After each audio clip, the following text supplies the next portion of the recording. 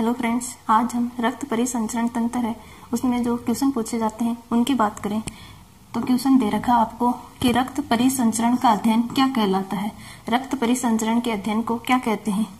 Angiology, haematology, endocrinology या cytology.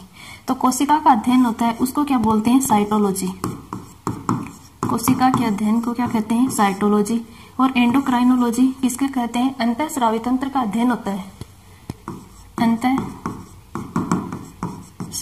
तंत्र का अध्ययन उसको क्या बोलते हैं? एंडोक्राइनोलॉजी। हेमेटोलॉजी रक्त का अध्ययन, रक्त का अध्ययन उसको क्या बोलते हैं? हेमेटोलॉजी।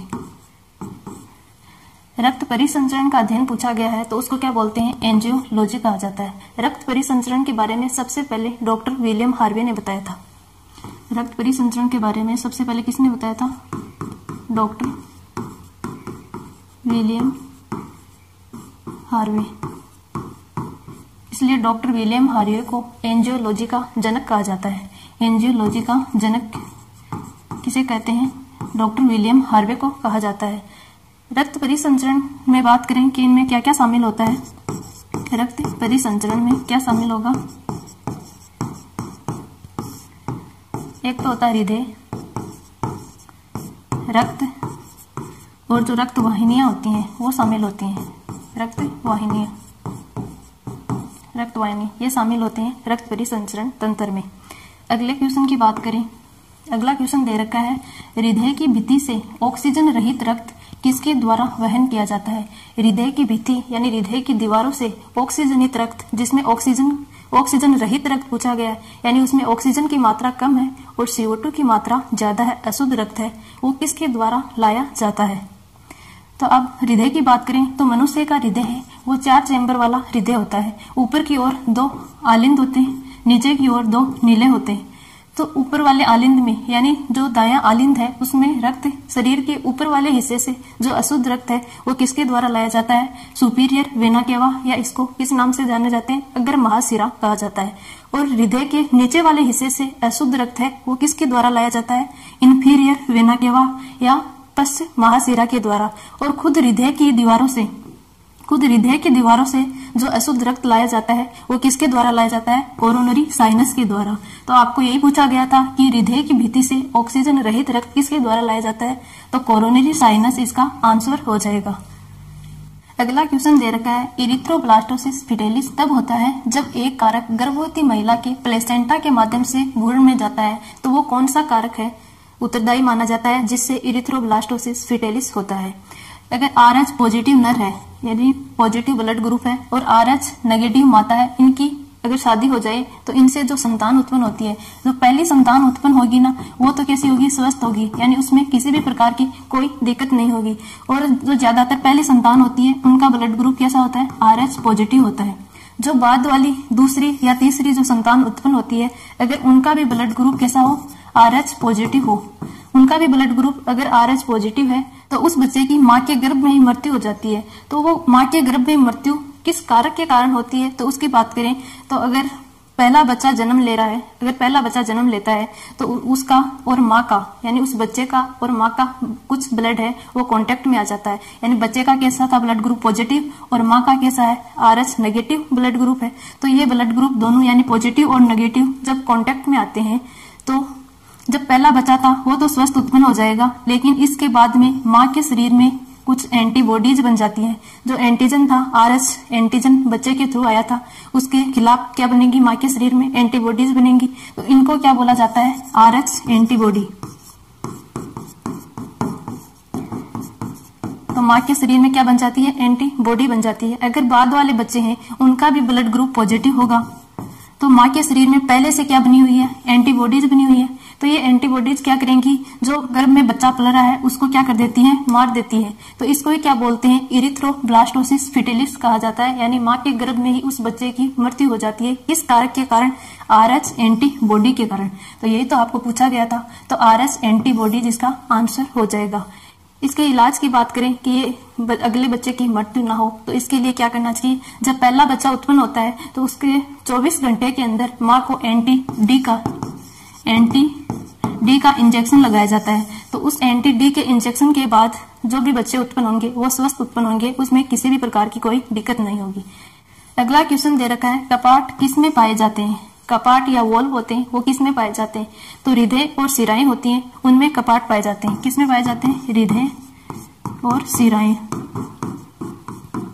धमनियों में कपाट नहीं पाए जाते। हृदय में ये आपका क्या है? दायां अलिंद, राइट एट्रियम, और ये दायां नीले। तो दायां अलिंद और दायां नीले इनके बीच में त्रिवलनीय कपाट पाए जाते हैं। यहाँ पर उनको क्या बोलते हैं? ट्राइकोस्पिड वॉल्व कहा जाता है। और जो बायां अलिंद है और बायां नीले है, इनके बीच में द्विवलनीय कपाट पाए जाते हैं। इनको द्विवलनीय कपाट है, इनको मिट्रल कपाट भी कहा जाता है। और कौन सा नाम है इसका? मिट्रल कपाट। तो इनके बीच में कपाट पाए जाते हैं। इसके अलावा जो अशुद्ध रक्त लाया जाता है अग्र महाशिरा, पश्च महाशिरा और जो कोरोनरी साइनस है, उनके द्वारा जो अशुद्ध रक्त लाया जाता है उन पर भी क्या पाए जाते हैं? कपाट पाए जाते हैं, यानी शिराओं में भी कपाट हो गए।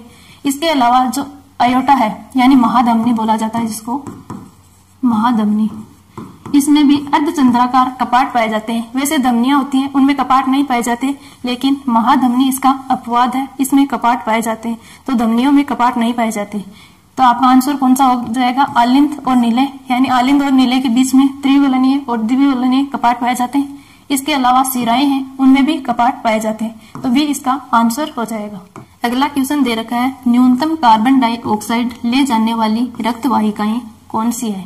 न्यूनतम कार्बन डाइऑक्साइड, इसका मतलब उसमें किसकी मात्रा ज्यादा है? ऑक्सीजन की मात्रा है ज्यादा है। इसका मतलब वो रक्त कैसा है? शुद्ध रक्त है। तो शुद्ध रक्त किसके द्वारा लाया जाता है? यह आपका क्या है? राइट एट्रियम, यानी दायां आलिंद। दायां आलिंद में अग्र महाशिरा, पश्च महाशिरा और जो कोरोनरी साइनस होती है उनके द्वारा अशुद्ध रक्त लाया जाता है। ये अशुद्ध रक्त है दाएं आलिंद से कहाँ जाएगा? दाएं नीले में जाएगा। और दाएं नीले में से रक्त कहाँ पर जाता है? आपके लंग्स यानी फेफड़ों के पास जाता है। तो ये रक्त है फेफड़ों के पास कौन लेके जाती है? Pulmonary artery. इनको क्या बोलते हैं? पल्मोनरी आर्टरी, फुफ्फुसीय धमनी कहा जाता है। एक होती है धमनी और एक होती है शिरा। धमनियां होती हैं उनमें कैसा रक्त होता है? शुद्ध रक्त होता है, यानी ऑक्सीजन की मात्रा उनमें ज्यादा होती है। धमनियां क्या करती है? हृदय से दूर लेकर जाती है रक्त को। तो ये पल्मोनरी क्या है? धमनी है, तो हृदय से दूर लेकर जा रही है रक्त को। शिरा होती है, इनमें कैसा रक्त होता है? अशुद्ध रक्त होता है, अशुद्ध रक्त होता है। और ये क्या करेंगी? हृदय की ओर लेकर आती है रक्त को। तो ये पल्मोनरी धमनी है, इसमें कैसा रक्त होना चाहिए था?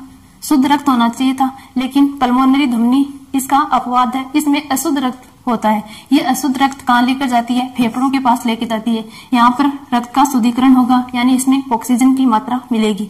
तो ये जो शुद्ध रक्त होता है वो ये फुफ्फुसीय शिरा है, ये रक्त को कहाँ लेकर आएंगी? जो शुद्ध रक्त था उसको कहाँ लेकर आएंगी? बाएं आलिंद में लेकर आती है। बाएं आलिंद से रक्त कहाँ जाता है? वापस बाएं नीले में जाता है, और बाएं नीले से पूरे शरीर में यानी सभी अंगों के पास पहुंच जाता है। तो शुद्ध रक्त के बारे में पूछा गया था जिसमें कार्बन डाइऑक्साइड की मात्रा कम है। तो शुद्ध रक्त किसके द्वारा लाया गया है? पल्मोनरी वेन के द्वारा, यानी जो फुफ्फुसीय शिरा थी उसके द्वारा लाया गया था। तो फुफ्फुसीय शिरा इसका आंसर हो जाएगा। फुफ्फुसीय शिराओं में वैसे रक्त कैसा होता है? अशुद्ध होता है, लेकिन फुफ्फुसीय शिरा इसका अपवाद है, इसमें शुद्ध रक्त पाया जाता है। अगला क्वेश्चन दिया गया है कि त्रिदलीय या इसको क्या बोलते हैं? त्रिवलनीय, त्रिवलनीय कपाट कहाँ स्थित होते हैं? तो अभी हमने देखा था कि जो हार्ट है उसमें जो दायां आलिंद और दायां नीले है इनके बीच में कौन से कपाट पाए जाते हैं? ट्राइकोस्पिड, यानी त्रिवलनीय कपाट पाए जाते हैं। और जो बायां आलिंद और बायां नीले है इनके बीच में मिट्रल वॉल्व या द्विवलनीय कपाट पाए जाते हैं। तो आपको पूछा गया था कि त्रिवलनीय कपाट कहाँ पाए जाते हैं? तो दायां आलिंद और दाएं नीले, इसका आंसर हो जाएगा। कौन सा होगा? दायां आलिंद और दाएं नीले के बीच में त्रिवलनीय कपाट पाए जाते हैं। द्विवलनीय कपाट है वो बाएं आलिंद और बाएं नीले के बीच में पाए जाते हैं। अगला क्वेश्चन है कि निम्न में से कौन सा शब्द मानव हृदय से संबंधित नहीं है? कौन सा शब्द है वो मानव हृदय से संबंधित नहीं है? आपके हार्ट में एक पाया जाता है S A node, S A node, इसको क्या बोलते हैं? शिरा आलिंद पर्व। ये आलिंद में स्थित होता है, दाएं आलिंद में स्थित होता है। और यहाँ पर जो अग्र महाशिरा, पश्च महाशिरा है ये अशुद्ध रक्त लेकर आती हैं, इसलिए इसको क्या बोलते हैं? शिरा आलिंद पर्व। इसके अलावा इस ऐसे नोड को क्या कहा जाता है? इसी को पेस मेकर कहते हैं, पेस मेकर। हृदय की धड़कन है वो कहाँ से शुरू होती है? यानी हृदय की धड़कन का प्रारंभ कहाँ से होता है? ऐसे नोड के द्वारा होता है। तो ऐसे नोड है, ये तो आपके हृदय का पार्ट है। इसके अलावा मिट्रल कपाट जो द्विवलनीय कपाट पाए जाते हैं आपके बाएं आलिंद और बाएं नीले के बीच में, इनको क्या बोलते हैं? इनको क्या बोला जाता है? मिट्रल कपाट कहा जाता है। तो ये भी हृदय का भाग है। 4 कोष्ठीय यानी मानव का हृदय वो 4 कोष्ठीय 4 चैम्बर पाए जाते हैं, तो ये भी भाग है। न्यूरोजेनिक, तो न्यूरोजेनिक ये है, ये हृदय का पार्ट नहीं है। हृदय 2 तरह का होता है, एक होता है न्यूरोजेनिक, एक होता है मायोजेनिक। जो न्यूरोजेनिक हृदय होता है ये किस में पाया जाता है? कॉकरोच वगैरह होते हैं ना, उनमें पाया जाता है। इनमें इसके द्वारा कंट्रोल होता है हृदय पर, जो तंत्रिका तंत्र की न्यूरॉन्स होती है उनके द्वारा कंट्रोल होता है। तो ये कैसा है? न्यूरोजेनिक। जो मायोजेनिक हृदय होता है वो कैसा होता है? स्वनियंत्रित होता है, स्वनियंत्रित होता है। तो मानव है उसमें कैसा हृदय पाया जाता है? आपका मायोजेनिक हृदय पाया जाता है। हृदय खुद के अंदर धड़कन की उत्पत्ति होती है, इसलिए कैसा है? चाहे सूचना है वो किसके द्वारा दी जाती है? ब्रेन के द्वारा दी जाती है, लेकिन धड़कन की उत्पत्ति कहाँ पर होती है? हृदय के अंदर होती है। इसलिए मानव में कौन सा होता है? मायोजेनिक होता है। न्यूरोजेनिक का संबंध वो मानव हृदय से नहीं है, तो न्यूरोजेनिक इसका आंसर हो जाएगा। अगला क्वेश्चन दे रखा है, हृदय का हृदय किसे कहते हैं? हृदय का हृदय कौन सा होगा? तो हृदय क्या करता है? हमारे शरीर में धड़कन उत्पन्न करता है, लेकिन हृदय के अंदर भी एक संरचना होती है जो हृदय की धड़कन की उत्पत्ति करती है, तो उसे क्या बोलते हैं? ऐसे नोड। इसी को क्या कहा जाता है? पेसमेकर। और इस पेसमेकर को क्या कहा जाता है? हृदय का हृदय कहा जाता है। तो ऐसे नोड इसका आंसर हो जाएगा। ऐसे नोड से सूचनाएं कहाँ जाती हैं, यानी संदेश कहाँ जाएंगे? एवी नोड के पास में। ये भी कहाँ स्थित होता है? आपके दाएं आलिंद में स्थित होता है। और एवी नोड से कुछ संरचनाएं निकलती हैं, ये आपको यहाँ पर दिखाई दे रही है संरचनाएं। तो इनको क्या बोलते हैं? हिंज के बंडल कहा जाता है, हिंज के बंडल। और जो ये हिंज के बंडल है आगे विभिन्न शाखाओं में बंट जाते हैं, तो ये शाखाएं क्या कहलाती है? पुरकिंजे फाइबर्स यानी पुरकिंजे तंतु कहलाती है। एक होता है पुरकिंजे तंतु, पुरकिंजे तंतु, और एक होती है पुरकिंजे कोशिका, पुरकिंजे कोशिका। तो आपको पूछा जाए कि पुरकिंजे तंतु या पुरकिंजे कोशिका कहाँ पाई जाती है? पुरकिंजे तंतु की बात करें तो ये कहाँ पाया जाता है? हृदय में पाया जाता है। और जो पुरकिंजे कोशिका होती है वो कहाँ पर पाई जाती है? आपकी ब्रेन, मस्तिष्क में पाई जाती है। कहाँ पाई जाएंगी? ब्रेन में। तो ये बात भी ध्यान रखना कि पुरकिंजे तंतु और कोशिका कहाँ पाई जाती है। तो ऐसे नोड इसका आंसर है। आपको क्वेश्चन दे रखा है, निम्न में से किस अंग को एक प्रकार का ब्लड बैंक कहा जाता है? कौन सा अंग है जिसको ब्लड बैंक कहते हैं? जब आपके पास ज्यादा पैसे होते हैं तो आप क्या करते हैं? उन्हें बैंक में जमा कराते हैं ना। तो बैंक जब आपको जरूरत पड़ती है तो आप बैंक से वापस भी ले सकते हैं, यानी बैंक और आपके बीच में क्या हो रहा है? पैसों का लेन देन हो रहा है, आदान प्रदान हो रहा है। अब बात करें हमारी बॉडी के ब्लड बैंक की, तो वो क्या होता है? जब कभी हम घूमने जाते हैं, यानी पृथ्वी की सतह से ऊपर जाते पहाड़ियों की वादियों में, तो ऊपर क्या होता है? वायु दाब कम होता है। तो वायु दाब कम होने के कारण बॉडी में ऑक्सीजन की पूर्ति करने के लिए हमारी बॉडी क्या करेगी? यानी ज्यादा मात्रा में आरबीसी का निर्माण करेगी। आरबीसी की संख्या बढ़ने लगती है। तो वो जो एक्स्ट्रा आरबीसी बन रही थी उनको कहाँ पर शिफ्ट कर दिया जाता है? प्लीहा में शिफ्ट कर दिया जाता है। और जब हमें आवश्यकता पड़ती है कि ज्यादा मात्रा में आरबीसी की, तो कहाँ से? ये प्लीहा से जो आरबीसी शिफ्ट हुई थी प्लीहा में, वो कहाँ आ जाती है? ब्लड में आ जाती है। यानी ब्लड और प्लीहा के बीच में आरबीसी का आदान प्रदान लेन देन होता रहता है। हमारी बॉडी का ब्लड बैंक किसे कहते हैं? प्लीहा को कहा जाता है। प्लीहा को और किस नाम से जाना जाता है? तिल्ली भी कहा जाता है प्लीहा को। तो ब्लड बैंक कौन सा अंग हो गया? प्लीहा इसका आंसर होगा।